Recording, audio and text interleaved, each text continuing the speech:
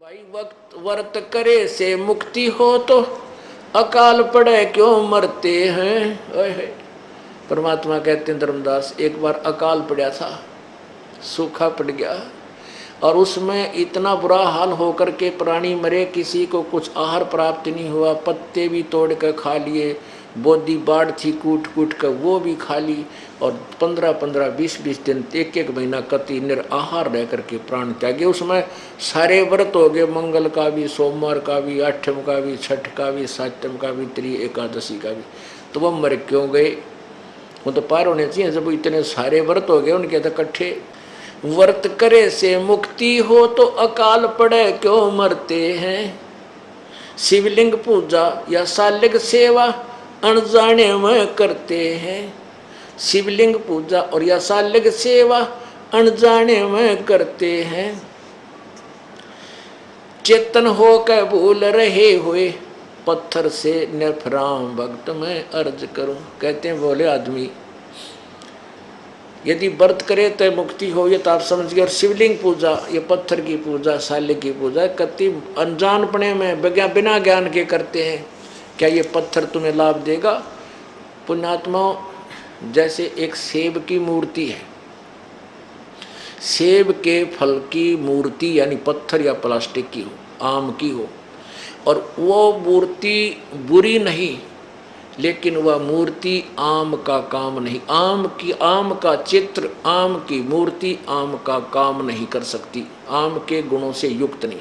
वो चित्र केवल उसकी जानकारी देता है, चित्र होना आवश्यक है। अब जैसे हम बच्चे को पढ़ाते हैं कि आ का आम, चित्र नहीं होगा तो आम न समझे, या तो ओरिजिनल वस्तु हो कि ये है आम।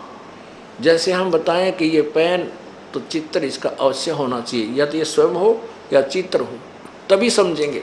तो चित्र भगवानों के होना आवश्यक है, लेकिन उस चित्र पर आधारित हो जाना ये मूर्खता है। जैसे आम का चित्र है, आम के चित्र को देख करके उसका इतना अच्छा स्वरूप होता है कि उसको खाने को दिल करता है, उसको प्राप्त करने की चेष्टा होती है, कहीं आम मिल जाए खाऊं। तो उस चित्र के ऊपर आसक्त हो जाना, जैसे आम के फल का चित्र है, और वो उससे पता चलता है कि आम मीठा है, जो फलों का राजा है, तो इसके गुण गाएं जा और उस आम के चित्र पर माथा टेकें जा, उसकी आरती करें जा, उसको धूप दीप करता रहे। क्या वो आम प्राप्त हो जाएगा? नहीं।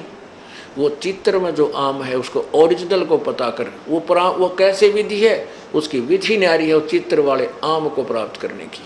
उसकी विधि है कि पहले मजदूरी कर, फिर जेब में पैसे लेकर बाजार में जा और आम पुकार और लेकर फिर खा। ये पत्थर जो शिवलिंग तू लिए फिरता है, जो तू भगवान शालिग्राम विष्णु जी की मूर्ति ले रहा है, इस मूर्ति से, ये मूर्ति भगवान की है, ये भगवान नहीं है। ये मूर्ति सेब की है, ये सेब नहीं है मूर्ति। ये मूर्ति वाला जो चित्र तू लिए फिरता, भगवान विष्णु की मूर्ति चांदी की बना रखी है, चाहे पत्थर की ले रहा है, ये भगवान विष्णु नहीं है, ये उसकी केवल मूर्ति है। आप उस भगवान को प्राप्त कर, उस सेब को प्राप्त कर, उसकी विधि न्यारी है, उसकी मजदूरी कर पहले, उस मजदूरी से फिर वहाँ पहुँच। जैसे नाम के सिमरन साधना या मजदूरी है, इससे वो भगवान तुझे लाभ देगा। अब व्रत करने का गीता जी मना किया है, देखिएगा 6 अध्याय का 16वां श्लोक।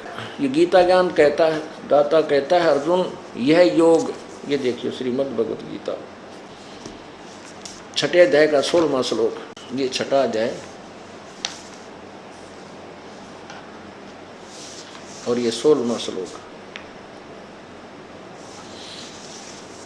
अर्जुन यह योग माने साधना, भक्ति, न तो बहुत खाने वाले का और न बिल्कुल न खाने वाले का, यानी व्रत रखने वाले का।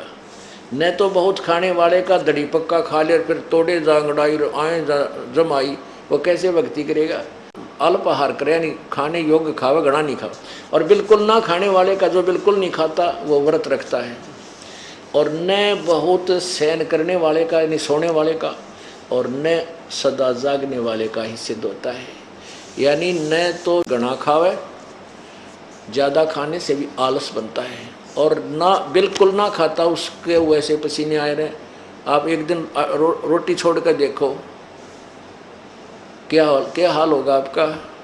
रोटियाँ याद रहेंगी, भगवान याद ना रहता। हमने खूब देख रखा, मंगलवार का व्रत रखा करता है, दास हनुमान पुजारी था, 25 वर्ष रखा है, और फिर बचपन से शुरू कर दिया था, चौथी कक्षा से।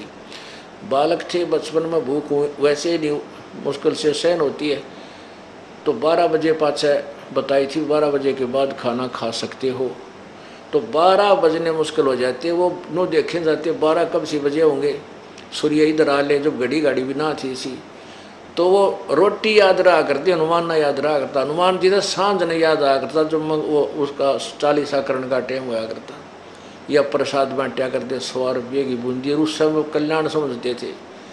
तरह के भाई, जिन हर जैसा सुमरिया ताको तैसा लाभ, ओसा प्यास न भाग ही जब लग दसे नि आब।